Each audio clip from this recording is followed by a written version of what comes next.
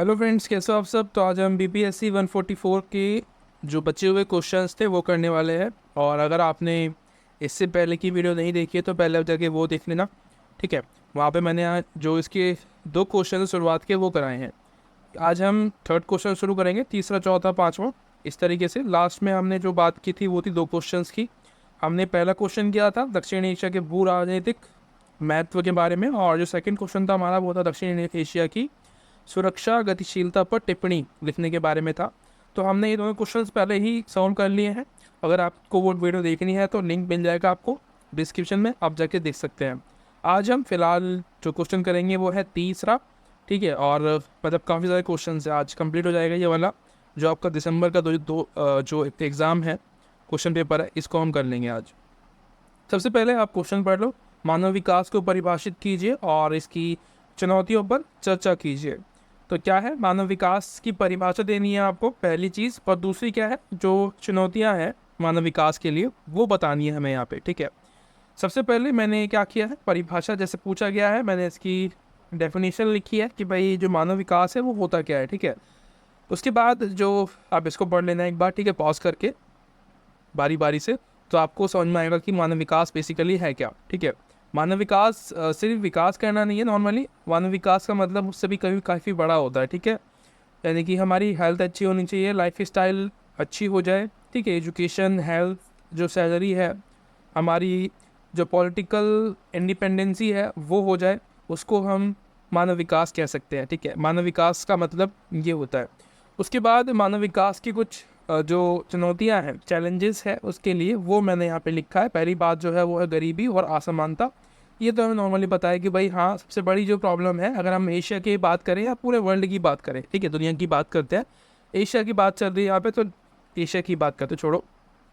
तो जो गरीबी है और जो असमानताएं हैं, ठीक है, आप देखते हो इंडिया में तो आपको एग्जाम्पल देखने को मिलता है नॉर्मली कि भाई जो गरीब है और जो असमानता यहाँ पे बहुत ज़्यादा आपको देखने को मिलती है, क्योंकि हर कास्ट के, हर रिलीजन के लोग आपको यहाँ पे मिलेंगे। तो सबसे बेहतर जो एग्जांपल है इंडिया में मिलता है। और वैसे एशिया जो है एक जो महाद्वीप है, वहाँ पे आपको दुनिया भर की जो चीज़ें हैं वो मिल जाती हैं, ठीक है। एशिया में ही आपको सब कुछ मिलता है, जाति धर्म हर एक चीज़ के यहाँ पे आपको कहीं और जाने की जरूरत है ही नहीं।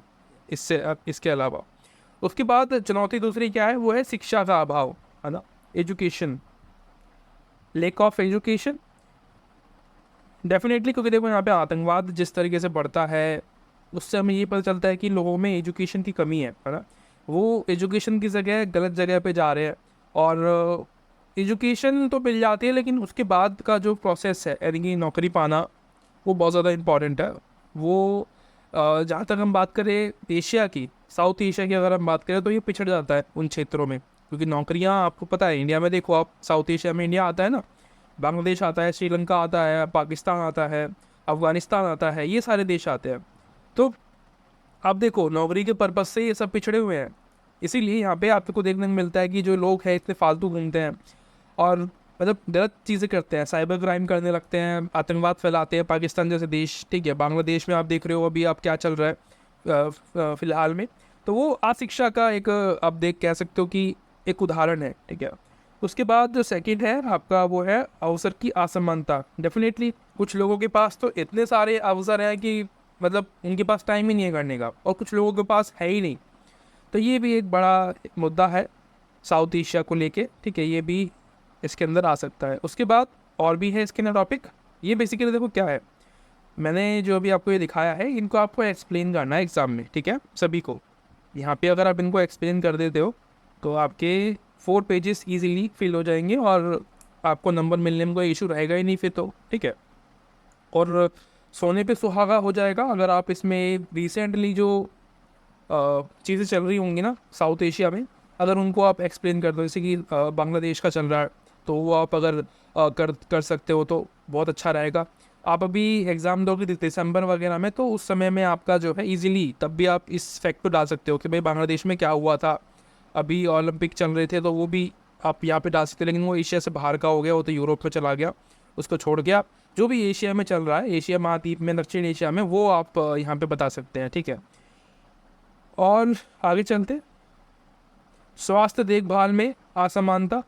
यानी कि जो हेल्थ केयर है वो भी आप देखते हो कि भाई बहुत ज़्यादा बेकार है, ठीक है। अब देखो इंडिया में ही देखो, हमसे टैक्स वसूला जाता है अमीर देशों के तरिया, ठीक है, यानी कि ऐसे वही मतलब विकसित देश है ऐसे टैक्स हमसे वसूला गया जा रहा है, लेकिन जो उसके नाम पे जो फैसिलिटीज़ हमें दी जा रही है, जो सर्विसेज हमें मिल रही है, वो बिल्कुल हम गरीब देश से बहुत ज़्यादा गरीब देश मान के चलिए, सोमालिया, ये जो भी गरीब देश आप इसको मानते हो वो मान के चलो आप, वैसी सर्विस हमें मिल रही है। तो आप देख सकते हो कि जो स्वास्थ्य देखभाल है वो कितनी बेकार है इंडिया में, ठीक है। क्योंकि देखो अब गवर्नमेंट हॉस्पिटल में जाते हो तो आपको पता रहेगा कि क्या क्या कंडीशन वहाँ पे रहती है। वहाँ के जो डॉक्टर्स है उनको बात करने की तमीज़ नहीं है, स्टाफ से कैसे बात कर, सबकी बात नहीं कर रहा मैं, कुछ डॉक्टर्स अच्छे भी हैं लेकिन मोस्टली ऐसे हैं ज़्यादातर। और जो स्टाफ है उन वो तो ज़्यादा बदतमीज़ है, उनसे तो आप बात करोगे तो वो आप सीधे जवाब देंगे ही नहीं आप लोगों को। तो ये जो है वो कि हमारे टैक्स से उनको सैलरी मिल रही है लेकिन हमारे को ही वो जो है इस तरीके से ट्रीट करते हैं, तो बहुत बुरा लगता है। उसके बाद पर्यावरण शरण, इसमें क्या है, इन्वायरमेंट डिग्रेडेशन आपको देखने को मिलता है। साउथ एशिया में बहुत तेज़ी से बढ़ रहा है क्योंकि विकसित देश है, ठीक है, विकासशील देश है, तो उस हिसाब से दवादब पेड़ काट रहे हैं, दवादब जो है पर्यावरण का हम दोहन कर रहे हैं, डिग्रेडेशन कर रहे हैं, तो वो भी एक बड़ा मुद्दा हो जाता है। चैलेंजेस की बात कर रहे हैं अभी हम, ठीक है। उसके बाद संघर्ष और अस्थिरता, ये भी है, कॉन्फ्लिक्ट होता रहता है, ठीक है। अनस्टेबिलिटी आपको देखने को मिलती है साउथ एशिया में, कुछ भी स्टेबल नहीं है। पता चल रहा कुछ देश तो विकास कर रहा है तेजी से, लेकिन कुछ दिनों बाद वो फिर नीचे आ गया, कुछ ना कुछ वहाँ पे उग्रवाद फैल गया, कोई भी आंतरिक या बाहरी कोई भी दिक्कत हो गई, वो दोबारा से वहीं आ जाता है अपना घूम फिर के, ठीक है। मतलब आपस में लड़ाई झगड़े ही ख़त्म नहीं होते कि भाई बंदा जो है कुछ विकास के बारे में सोचे। उसके बाद शासन संबंधी चुनौतियाँ, ये भी है, गवर्नेंस चैलेंजेस भी आपको देखने को मिलते हैं, बहुत मुश्किल हो जाता है, ठीक है, काम करना। क्योंकि जब आप देखते हो कि एजुकेशन नहीं है, हमारी सरकार जो है वो बिल्कुल भी इस चीज़ पे काम ही नहीं कर रही है, उनको अपना पेट भरने से मतलब जो है ख़त्म नहीं होता है, तो वो बाकी क्या सोचेंगे अपनी जनता के बारे में, ठीक है।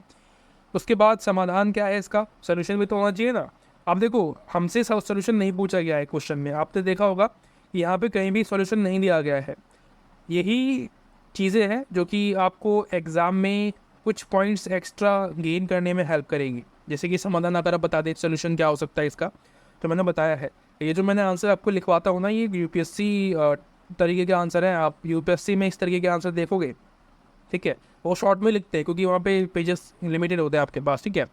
और 2.5 पेज, एक मतलब 2 पेज 1.5 पेज इस तरीके से आपको लिखने होते हैं बस, इसके अलावा और एक्स्ट्रा पेज नहीं लिख सकते आप वहाँ पे, वो टाइम वेस्ट होगा। उसी तरीके से मैं भी यहाँ पे आपको ये लिखवा रहा हूँ कि समाधान भी आपको देना चाहिए, जिससे कि क्या होगा, आपके आंसर दूसरों से अलग लगेंगे, आपको एक्स्ट्रा मार्क्स मिलेंगे, तो जिनको एक्स्ट्रा मार्क्स चाहिए वो ऐसा कर सकते हैं। और इसमें क्या है, समावेशी आर्थिक विकास कर सकते हो आप, लैंगिक असमानता को बढ़ावा दे सकते हो, स्वास्थ्य देखभाल प्रणाली में सुधार कर सकते हैं, हम सतत विकास कर सकते हैं। इसका मतलब यानी कि नेचर को साथ में लेके चलना, कि हम विकास ऐसा करें जिसमें कि नेचर को भी डिस्ट्रॉय ना हो, ठीक है, नेचर भी ख़त्म ना हो, ख़राब ना हो, ऐसा हमें विकास करना चाहिए, ठीक है। और सुशासन चला सकते हैं, यानी कि संसाधनों का जो संस्था है उनको मजबूत कर सकते हैं, और जो पारदर्शिता है, ठीक है, अकाउंटेबिलिटी है, जवाबदेही है, उसको हम बढ़ा सकते हैं, ठीक है, सरकार की। तो ये जो है अब बाद में मैंने निष्कर्ष लिख दिया है यहाँ पे कंक्लूड करने के लिए, तो ये आप इसको पढ़ सकते हैं। टाइम बचाना है यार हम लोगों को, ठीक है, कम समय में आपको ज़्यादा टाइम देना है, तो मैं शॉर्ट में लिखता हूँ सब चीज़ें आपके लिए, ताकि आपको एग्ज़ाम के कुछ टाइम पहले आप इजीली इसको पढ़ सकें, आपको याद हो जाएगा, बहुत ही इजी लैंग्वेज में लिखा है मैंने, और पॉइंट है तो थोड़ा सा रहता है याद करने में। उसके बाद आता है आपका 4th क्वेश्चन, ठीक है, ये है आपका 2 क्वेश्चन बनते हैं यहाँ से, देखो ये 4th क्वेश्चन है आपका, दिखा देता हूँ मैं आपको, देखो ये वाला, यहाँ पे आपके 2 क्वेश्चन बनते हैं, 10 नंबर के होते हैं ये, ठीक है, ये 10 नंबर का है, ये 10 नंबर का है, यानी कि आपको 2-2 पेज भरने हैं, एक क्वेश्चन के लिए 2 पेज, तो यहाँ पे क्या हो जाएगा, 2 + 2 4 हो जाएगा, ठीक है, तो यानी कि आपके 4 पेज भर जाएंगे यहाँ से। पहला है आपका पारदर्शिता संगठन अपराध, संगठित अपराध जो है इसके बारे में पूछ रहा है, तो मैंने ये जो है इसका लिखा है आंसर कि भाई क्या होता है, ठीक है, इसको मैंने इंट्रो लिखा है पहले। उसके बाद अंतर्राष्ट्रीय संगठन अपराध के सामान्य प्रकार, इसको मैंने यहाँ पे डिफाइन किया है कि भाई मादक पदार्थों की तस्करी, मानव तस्करी, धन शोधन, हथियारों की तस्करी, नकली सामान, ये क्या है, ये परराष्ट्रीय संगठित अपराध है, इसको क्या बोलते हैं, इंटरनेशनल एक तरीके से आप अपराध कर रहे हैं। यहाँ पे इंग्लिश में क्या लिखा है मैं आपको दिखा देता हूँ कि इंग्लिश में क्या बोलते हैं इसको। जिसको बोलते हैं ट्रांसलेशनल ऑर्गेनाइज्ड क्राइम, यानी कि मिलजुल के काम करना, यानी कि ऐसा क्राइम करना जिसमें कि सभी लोग शामिल हैं, ठीक है। यानी कि जैसे कि इंडिया है, इंडिया के साथ बांग्लादेश, श्रीलंका, पाकिस्तान, ये सब शामिल होकर एक तरीके से एक गलत काम कर रहे हैं, अपराध कर रहे हैं, ठीक है। यानी कि तस्करी कर रहे हैं, यानी कि जैसे कि पादप है, जैसे नशीली दवाएं हैं, उनकी तस्करी कर रहे हैं, हीरोइन, गांजा, स्मैक, ये सब सेल कर रहे हैं अपने देश में। तो ये हो गया। उसके बाद मानव तस्करी, यानी कि लोगों को सेल करना, ठीक है, सेक्स के लिए और उनसे काम कराने के लिए उनको सेल करना दूसरे कंट्री में, ठीक है। और धन शोधन करना, यानी कि ब्लैक मनी को वाइट मनी में कन्वर्ट करवाना, हथियारों की तस्करी, नकली सामान सेल करना, ये अपराध है, ठीक है। ये इंटरनेशनल अपराध में आता है कि आप एक कंट्री से दूसरी कंट्री में अपने देश के लोगों को सेल कर रहे हैं। अभी क्या है ना, अभी फ़िलहाल में आया था कि जो पाकिस्तान है ना, अपने लोगों को ना चाइना में भेज रहा है। अपनी जो कंट्री है वहाँ की जो महिलाएं हैं उनको चाइना में जो है भेज रहे हैं, वहाँ के लोगों से शादी कराने के लिए या और भी चीज़ों के लिए, मतलब फ़ायदे के लिए, कुछ सेक्स करने के लिए, ये सब ब्रैकेट चलाया जा रहा है वहाँ से। तो ये भी है। वन्य जीव तस्करी, और वन्य जीव मतलब आपको पता है जो कि बहुत ही कम बचे हैं, ऐसे प्राणी, ऐसे एनिमल्स या बर्ड जो बहुत कम बचे हैं, उनको सेल करना, उनके पार्ट सेल करना या डायरेक्टली उनको सेल करना किसी और कंट्री को, ये मतलब इनडायरेक्ट तरीके से, इनलीगल तरीके से बोला जाए तो। साइबर अपराध ये भी है, ठीक है, यानी कि हैकिंग वगैरह आप देखते हो।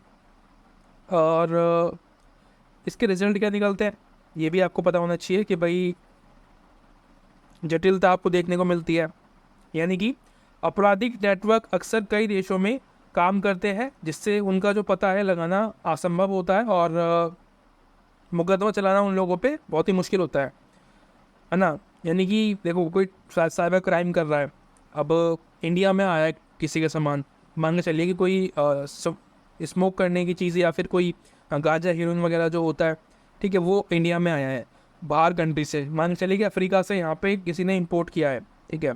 तो वहाँ के लोगों पे हम कार्रवाई नहीं कर सकते, ठीक है, वो बहुत ज़्यादा लंबा प्रोसेस हो जाएगा, बहुत ज़्यादा दिक्कत होगी। उसके लिए हमें इंटरनेशनल जो कोर्ट है वहाँ जाना पड़ेगा, ताकि वो लोग जो है उसको अरेस्ट किया जाए वहाँ पे जाके। तो बहुत लंबा प्रोसेस है, यानी कि किसी और कंट्री में वो सब काम करना बहुत मुश्किल हो जाता है, उनको सज़ा दिलवाना, ठीक है, पनिशमेंट देना, वो सब। तो ये थोड़ा जो कठिन काम है। उसके बाद भ्रष्टाचार आपको देखने को मिलता है, ये इसके रिजल्ट आपको देखने को मिलते हैं। हिंसा, आर्थिक क्षति, मानव पीड़ा, ठीक है, मानवीय पीड़ा जो है वो आपको देखने को मिलती है यहाँ पे। उसके बाद फोर्थ क्वेश्चन था हमारा वैश्वीकरण के ऊपर, यानी कि इंग्लिश में इसको हम बोलते हैं ग्लोबलाइजेशन, है ना। इसमें क्या है आपको नॉर्मली पता है यार, ये है क्या, है ना, ये हम हर बार पढ़ते हुए आ रहे हैं, बस मैंने इसको लिख दिया ताकि आपको याद रहे, ठीक है। एक पेज पे आपको ईजिली सब कुछ मिल जाएगा यहाँ पे। जैसे कि वैश्वीकरण के प्रमुख चालक क्या होते हैं कि भाई तकनीकी उन्नति यहाँ पे आपको देखने को मिलती है, आर्थिक उदारीकरण आपको देखने को मिलता है, राजनीतिक परिवर्तन आपको देखने को मिलता है। वैश्वीकरण के लाभ क्या है कि भाई आर्थिक विकास होता है, नवाचार, इनोवेशंस होते हैं, उन्नति जीवन स्तर होता है, यानी कि लाइफ स्टाइल आपकी अच्छी हो जाती है, सांस्कृतिक आदान प्रदान होता है ना। ये तो आपको नॉर्मली पता ही है कि भाई क्या क्या होता है। और इसके चैलेंजेस क्या हैं कि भाई असमानता बढ़ती है, इससे नौकरी का नुकसान होता है, सांस्कृतिक समरूपता पैदा होती है, और जो पर्यावरणीय क्षति है वो आपको देखने को मिलती है। जिस कंट्री में ग्लोबलाइजेशन होता है वहाँ पे इन्वायरमेंट भी ख़राब होता है ना, दूषित होता है। अभी जो अफ्रीका जैसी कंट्रीज़ है वहाँ पे इन्वायरमेंट इतना ख़राब क्यों नहीं हुआ है, क्योंकि वहाँ पे इतना डेवलपमेंट नहीं है ना, वैश्वीकरण इतना नहीं है वहाँ पे आपको प्राइवेटाइजेशन नहीं देखने को मिलता है इतना ज़्यादा। इसी वजह से जो है वहाँ पे भी आपको थोड़ी सी अच्छी इन्वायरमेंट देखने को मिलती है। उसके बाद पांचवा क्वेश्चन है आपका विकास की बदलती प्रवृत्तियों और दक्षिण एशिया में पर्यावरण पर अनेक प्रभाव की व्याख्या कीजिए।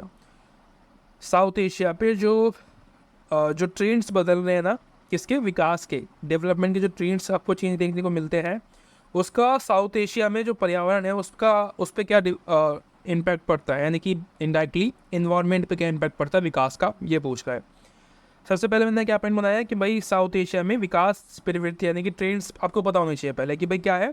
तीव्र शहरीकरण यहाँ पे आपको देखने को मिल रहा है बहुत तेज़ी से, कुछ भी कंट्री जो भी कोई भी, जैसे दिल्ली है, शहरीकरण कर दिया, है ना। अभी फ़िलहाल में दिल्ली एनसीआर में आपको गुरुग्राम देखने को मिलता है।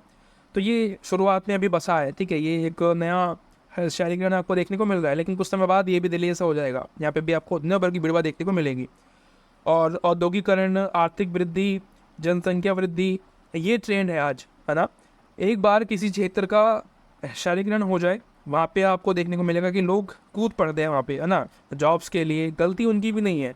अब कुछ राज्यों में जैसे बिहार है, उन वहाँ पे जॉब्स नहीं है, उन लोगों की गलती नहीं है, गलती है यहाँ की गवर्नमेंट की, गवर्नेंस की। वो इसको जो है नहीं ध्यान देते इन चीज़ों पे, इस वजह से ऐसा होता है।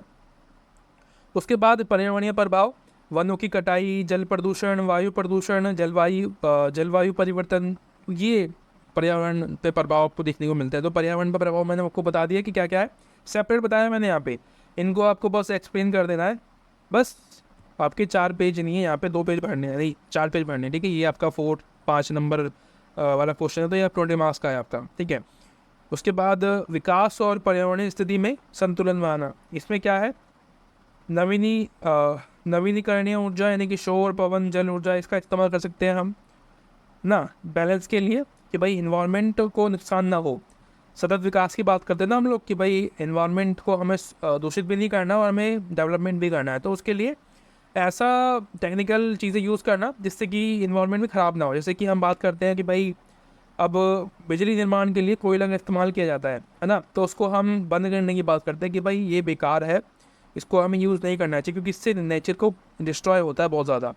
तो हम क्या बोलते हैं कि इसकी जगह पे हम क्या बोलते हैं कि भाई सौर प्रबंध, जो सौर ऊर्जा है उसका इस्तेमाल किया जाए, हवा का इस्तेमाल किया जाए, ठीक है, जल से जो बिजली बनाते हैं उसका इस्तेमाल किया जाए। तो ये जो है इन्वायरमेंट को सेव करने के लिए यहाँ पे हम बात करते हैं। टिकाऊ कृषि क्या है, टिकाऊ कृषि मतलब ऐसी कृषि जिससे कि हमें हमारी जो सॉइल है उसको भी वो भी ख़राब ना हो। जैसे कि आपको याद होगा अंग्रेज़ों के समय में हमारे यहाँ पे जो अंग्रेज़ थे, ये लोग क्या बोलते थे हमारे यहाँ के कृषकों से कि भाई इंडिगो उगाओ। इंडिगो क्या होता है, नील की खेती।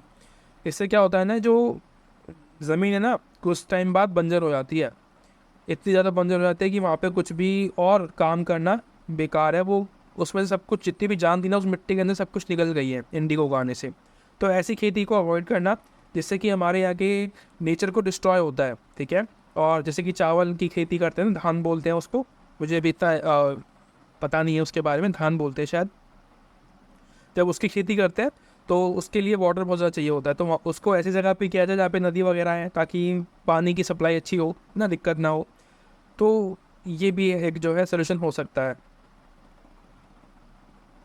पर्यावरण शिक्षा दी जाए लोगों को तो भी अच्छा रहेगा, ठीक है। ये अभी इस चीज़ की एजुकेशन हमारे पास नहीं है कि भाई इन्वायरमेंट को सेव कैसे किया जाए, तो ये भी हम कर सकते हैं। अंतर्राष्ट्रीय सहयोग कर सकते हैं हम लोग, है ना, एक दूसरे की सब मदद कर सकते हैं।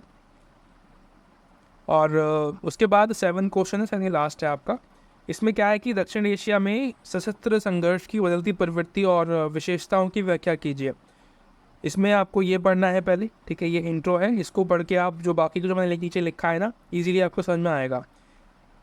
अब जो दक्षिण एशिया है, यहाँ पे आपको पता है हमारा जो इतिहास है ना इंडिया, अगर हम दक्षिण एशिया में इंडिया की बात करें, जो हमारा जो इतिहास है, हिस्ट्री जो है हमारी, वो क्या है, औपनिवेशिक शासन वाली रही है ना। तो यहाँ पे आपको विभाजन देखने को मिला, और जो लड़ाइयाँ हैं इंडिया और पाकिस्तान के बीच में, ये आपको अक्सर देखने को मिलती है। साउथ एशिया में सबसे जो इम्पॉर्टेंट कंट्री है वो इंडिया ही है ना।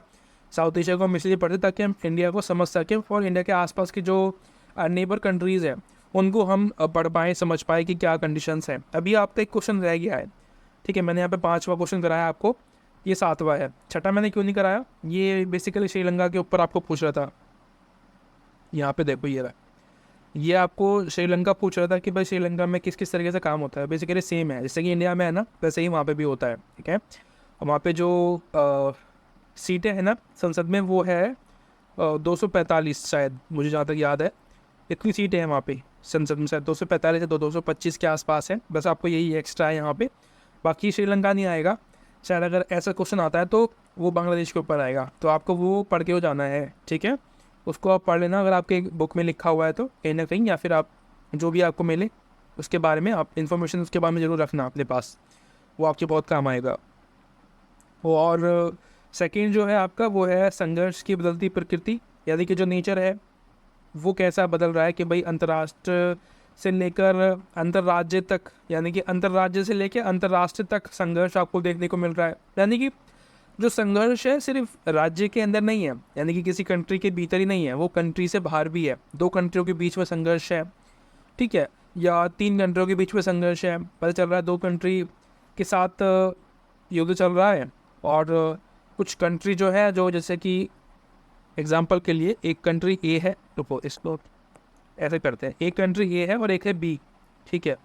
तो मान के चलिए कि दोनों कंट्री के बीच में युद्ध हो रहा है, ठीक है, लड़ाइयाँ चल रही है, और कुछ लोग ऐसे हैं जो कि इसको सपोर्ट करते हैं, ठीक है, यानी कि जैसे कि 3 लोग ऐसे हो गए जो इसको सपोर्ट कर रहे हैं, और 3 लोग ऐसे हैं, 3 महा कंट्री या फिर महा जो भी दोस्त हैं इसके, जैसे कि अमेरिका है, यूरोप है, यूरोप में जो भी कंट्रीज़ हैं वो इसको सपोर्ट कर रही है बी वाले को, यानी कि 4 लोग इसको सपोर्ट कर रहे हैं। तो ये क्या है, ऐसा चल रहा है आजकल, ठीक है। अंतर्राष्ट्रीय जो मुद्दे हैं वो हो जाते हैं अब ऐसा हो रहा है ना।